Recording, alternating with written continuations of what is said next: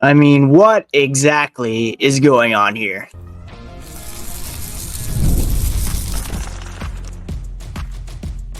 You're Locked On Bruins, your daily podcast on the Boston Bruins, part of the Locked On Podcast Network, your team every day. What is up, Bruins fans, and welcome back to the Locked On Boston Bruins podcast. I'm your host, Ian McLaren, and this is a daily show where we discuss all things Spoke to Be. Today is Friday, November 1st, and I want to thank you so much for making Locked On Bruins your first listen every day. Part of the Locked On Podcast Network, your team every day. And today's episode is brought to you by FanDuel. New customers can place a $5 bet and get started with $150 in bonus bets if you win your first $5 bet. Visit FanDuel.com to get started. And before we get started, taking a look back at last night's ugly loss to the Carolina Hurricanes. A quick reminder, you can find the podcast on social media at Locked NHL Bruins. We're going to discuss the storylines, stats, signals from the 8-2 loss to the Carolina Hurricanes. Full disclosure, I missed part of the beginning of the game because I was out trick-or-treating. The vibes were great in our neighborhood. There was one house that had a cotton candy machine set up in their garage. It was a party-like atmosphere. I was getting some dings on my phone. Score updates. I wasn't looking. When I got home, it was like opening up a Halloween bag and seeing it full of boxes of raisins. Just complete disappointment over how last night unfolded for the Boston Bruins. And it really raises the question as to who is to blame for this poor start. October has come and gone, and the Boston Bruins find themselves with a record of 4-6-1, good for it, last in the Atlantic Division. And they're tied with the Montreal Canadiens with a point percentage of .409, a minus 13 goal differential, which is slightly better than Montreal's.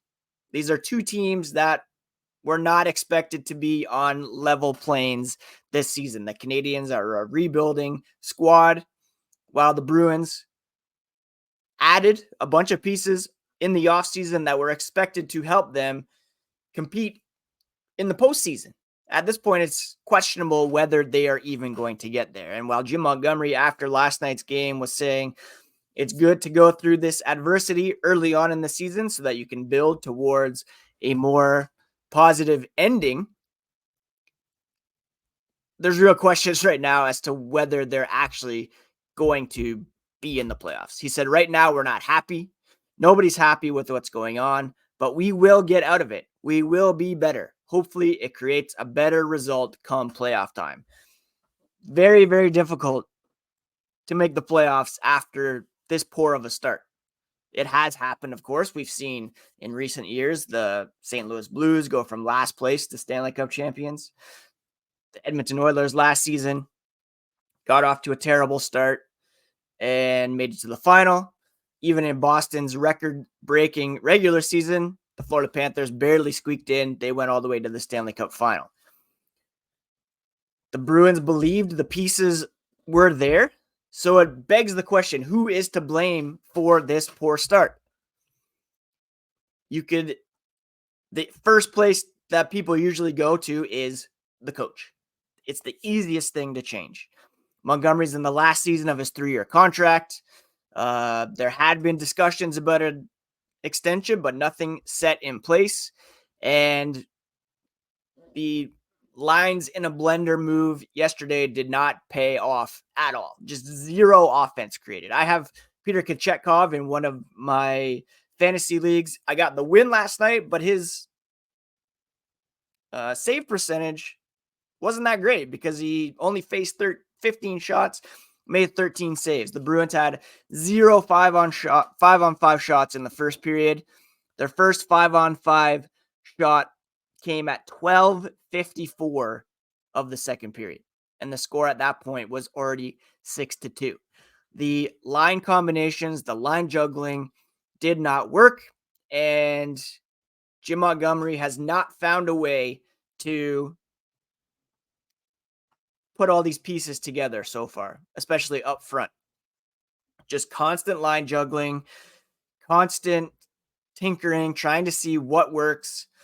Elias Lindholm, we'll look at some of the stats here coming up, but just no production. And you could make an argument that of the 23 players on the roster, like 20 of them, 19, 20 of them are underperforming.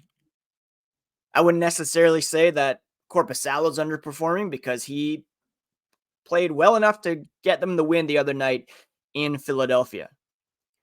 But you could really argue that right now only Johnny Beecher, Marcus Stellick, and Cole Koepke are producing, well, they're overperforming. And I can't even imagine what the record would be right now if those three guys had not gotten off to the start that they have. So you can blame the coaching for sure.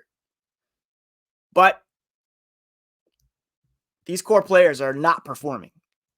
And I don't know if any coach could come in right now and immediately make an impact on this lineup. Don Sweeney invested heavily in the offseason by adding Elias Lindholm, Nikita Zadorov. Elliot Friedman on the 32 Thoughts podcast this morning was talking about how Vancouver players reportedly had told Lindholm that he was in a perfect spot with the Canucks because he didn't have to be the 1A center. He could play behind Elias Pettersson, JT Miller, a bunch of other star guys there. Perhaps investing in him to be a 1A center, not the wisest decision. You look at what they had previously with Patrice Bergeron and David Krejci. Maybe he's more of the, second, third line center in that scenario.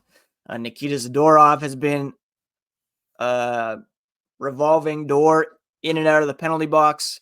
And David Pastrnak, Charlie McAvoy, Jeremy Swayman, Brad Marchand, recently considered among the NHL's best at their positions.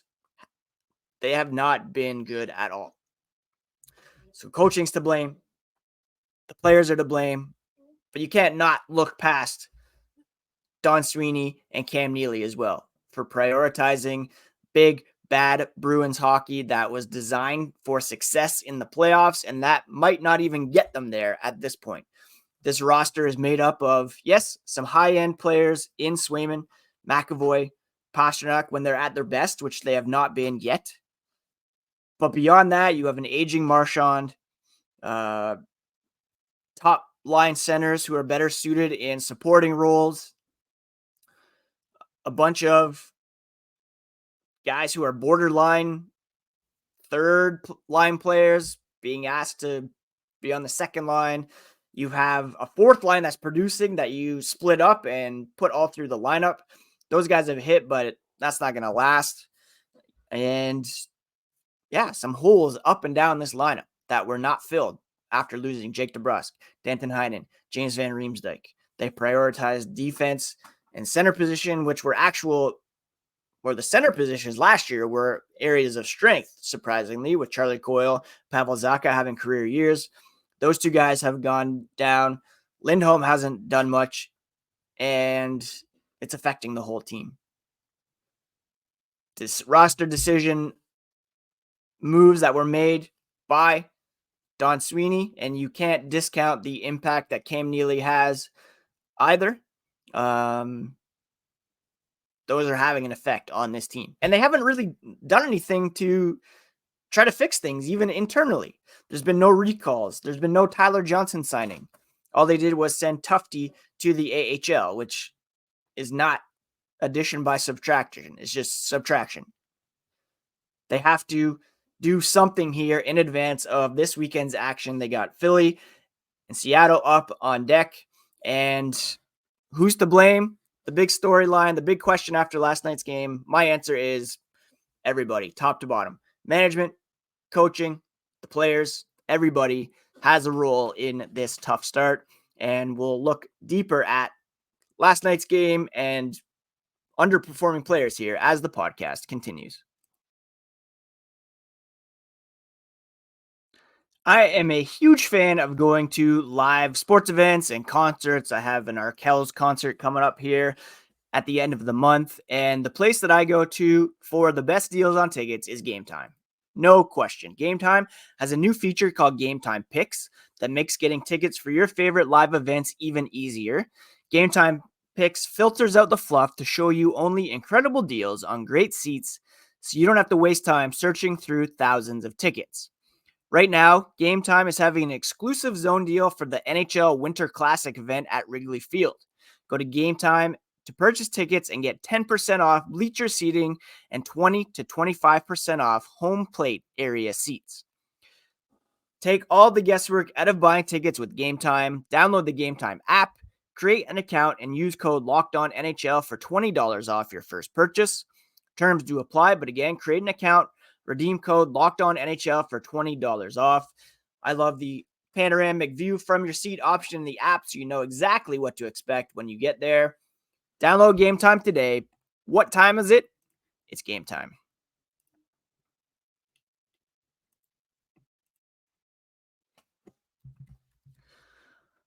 All right.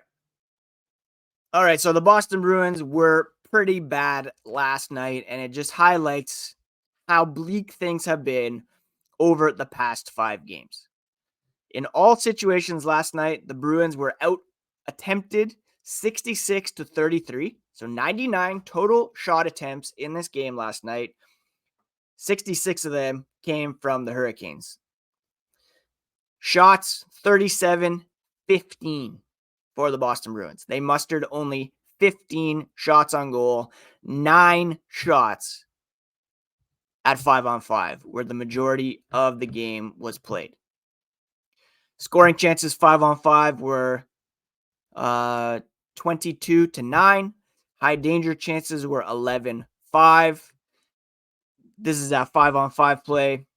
Just complete, utter domination by the Carolina Hurricanes. It's not as if the Bruins were goalied by any stretch of the imagination. 15 shots, 13 saves. That was like an .867 save percentage for Kochetkov. The Bruins just were not able to muster anything. And it really highlights the struggles for this team over their past 5 games, where they have had only 5 different goal scorers. Brad Marchand with a pair, David Pastrnak with a pair, Justin Brazeau with 2 goals, and then Hampus Lindholm, who scored last night, and Marcus Stelic. Those are the only guys who have scored over the past 5 games.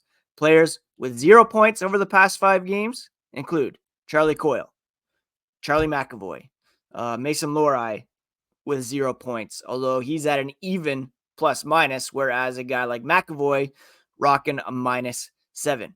Cole Koepke, John Beecher, they have helped keep the offense afloat early on the season, but they've combined for just 2 assists over the past 5 games. Morgan Geekie with 1 assist, Elias Lindholm with 1 assist, Pavel Zacha, 1 assist, Matt Poitras, 2 assists, Kostelic with the goal and an assist. David Pastrnak has 5 points over the past 5 games. Then you have Marchand with 3 points, a few guys with 2 apiece, but just no offense whatsoever. The only player, I know plus minus isn't the be all and end all, but there's one player on the Bruins who's at +1 over the past 5 games, and that's Marcus Stelic. Cole Koepke, Mason Lohrei, even 0. Everybody else is a minus, with Charlie McAvoy at a -7, Elias Lindholm -5, Hampus Lindholm -5, Brad Marchand -5. Again, this is not a stat that is incredibly, what should I say here, accurate or reflective of the play as a whole, but it still shows you how this team is just not producing at the moment at all. And you can argue about the line combinations, the roster composition, but the guys who are being paid the most here are the guys who are not carrying their fair share. David Pastrnak has 48 individual shot attempts this season, 24 shots in And this is at 5-on-5 in 11 games. The next closest in terms of shot attempts is Hampus Lindholm. Then you have Trent Frederick, Nikita Zadorov, Cole Koepke in the top 5.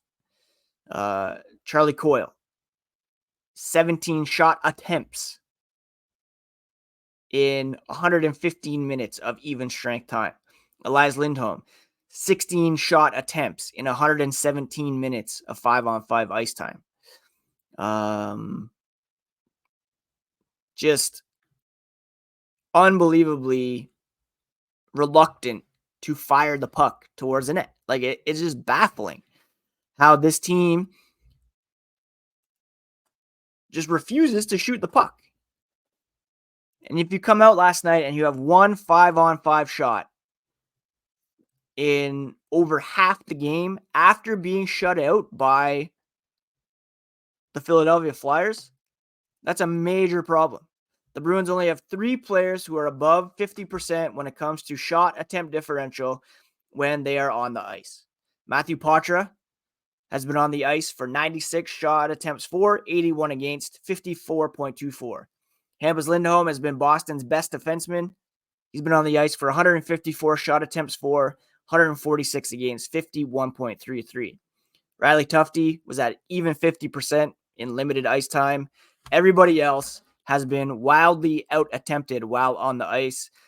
Elias Lindholm, Pavel Zacha, 2 of your most important players, in the low 40s when they are on the ice. These guys should be driving puck possession. They should be generating shot attempts, but it's just not happening for this team right now. And the Bruins overall certainly are struggling. They're not getting even the shots they're taking. They're not getting a lot of success on. They rank 22nd in the league with a 7.92% shot success rate. Their save percentage right now is 91.23 at 5-on-5, which ranks 15th, 14th. We're used to them being in the top 3. So there are some signs that things could turn around for this team, but it's not going to happen when you don't have that sense of urgency and you're not just firing at will. And the stat that matters most right now is their .409 point percentage, which is, again, tied for 14th in the Eastern Conference, or tied for 12th, I guess. Montreal, Philadelphia, Boston, each at .409, ahead of only the Islanders at .400 and the Pittsburgh Penguins at .375. When it comes to goal differential, the Bruins are 14th in the Eastern Conference. Pittsburgh's at -14. Montreal's -15. The Bruins are at -13. They've lost 2 in a row. They've got a back-to-back coming up this weekend, one of which they'll be again playing the Philadelphia Flyers, who shut them out the other night. And I don't know what the answer is at this point. There's nothing but these guys finding that sense of urgency. And whether that comes from the coach motivationally, whether it comes from inside, just pure shame for the fact that they're so bad right now. And the expectation was that they'd be a playoff team and that they were built to succeed in the playoffs. At this rate, they're not even going to get there. And nobody's performing. Jeremy Swayman, his numbers are poor. He's got a .884 save percentage through 8 games. The defense isn't helping him. The Bruins are not pushing play in the other direction. They're not generating the shots to ease the pressure. Everybody is to blame right now, and we'll take a look here coming up at some signals we can take away from this game and what, if anything, they can do to improve here in these couple games over the weekend.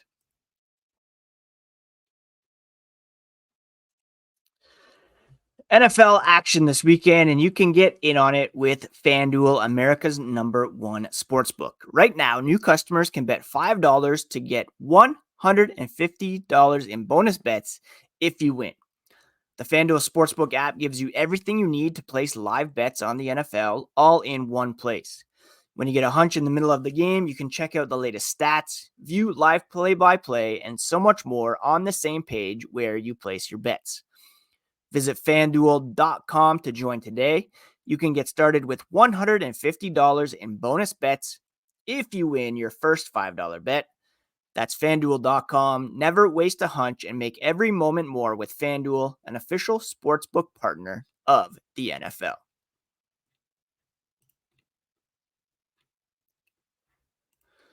So what signals, trends can we take away from last night's game moving forward? Again, the Bruins have 2 games coming up this weekend against the Philadelphia Flyers, who remain a beatable team, although they are on a 2-game winning streak now after winning last night against, who did they beat last night?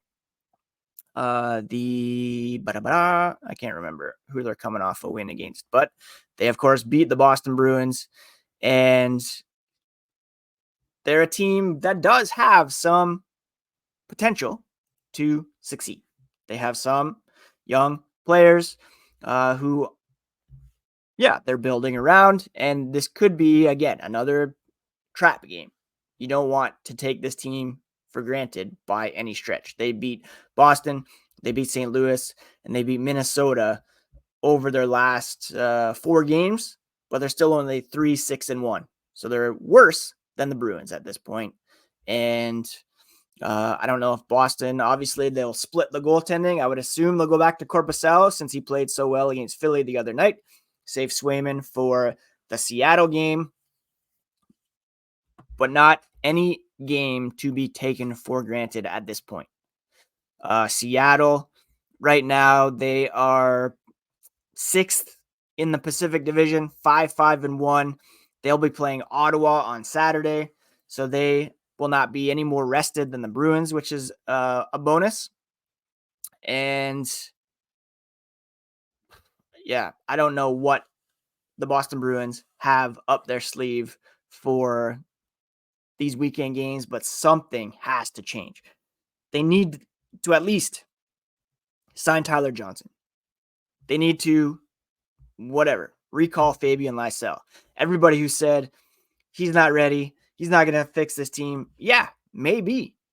But is he a better option than Max Jones at this point? Yeah. Is he a better option than Morgan Geekie at this point? Probably. Nobody is stepping up on this team. And when your big time players aren't performing and your like 3rd and 4th line players who were carrying the team are no longer performing, it's a huge problem. And the Bruins need something to jumpstart the offense. And you can start by recalling Fabian Lysell. You can start by signing Tyler Johnson. If that fails, you're going to have to look at a coaching change, trades, and changes of scenery for some guys, waiving some guys, anything to jumpstart this team and to help them realize that nothing is guaranteed in the NHL these days. It sucks to have to sacrifice Jim Montgomery. I don't think he's the main problem. And again, I've talked about how maybe his Jack Adams winning season obviously was a product of Boston having a loaded roster, and his inexperience came through in the playoffs where they needed to win the most. Now you have a guy who's had regular season success, but this poor start is magnified by the losses to the Florida Panthers, so he will likely be the first major shoe to drop. But I still think they need to give him the best possible roster to work with, and that includes Tyler Johnson and Fabian Lysell in the lineup over Max Jones, Morgan Geekie. Take your pick. Who else comes out? Justin Brazeau. Matt Patra is still AHL eligible. So maybe you send him back for some seasoning and just call it a day. He's probably part of the solution. So that's unlikely. But they have to turn things around. If they drop both games this weekend, then all bets are off next week. It's already bad enough as it is after the Philly game, after coming out playing even worse against Carolina. If they drop that game, both games this weekend, then everything is on the table. Because we know that by the time Thanksgiving rolls around, if you're outside the playoff picture, it's incredibly difficult to get back in with the 3-point game in today's NHL. That's just a fact. And the Bruins right now do not look like a playoff team at all. Whew, kind of a bleak state of things to begin a new month, but I'm just going to go grab some of my kids' candy, get a bit of a sugar rush to keep pushing through this day. And I want to thank you again for making Locked On Bruins part of your daily routine. Please subscribe on your favorite podcast app and on YouTube if you have not already. We'll be back on Monday to bring you all the latest. I'll be sure to post some shorts on YouTube over the weekend to keep you fully up to date. Please do take care of yourselves. Take care of each other, friends. And we'll talk to you here on the next episode of Locked On Boston Bruins, part of the Locked On Podcast Network, your favorite team every single day.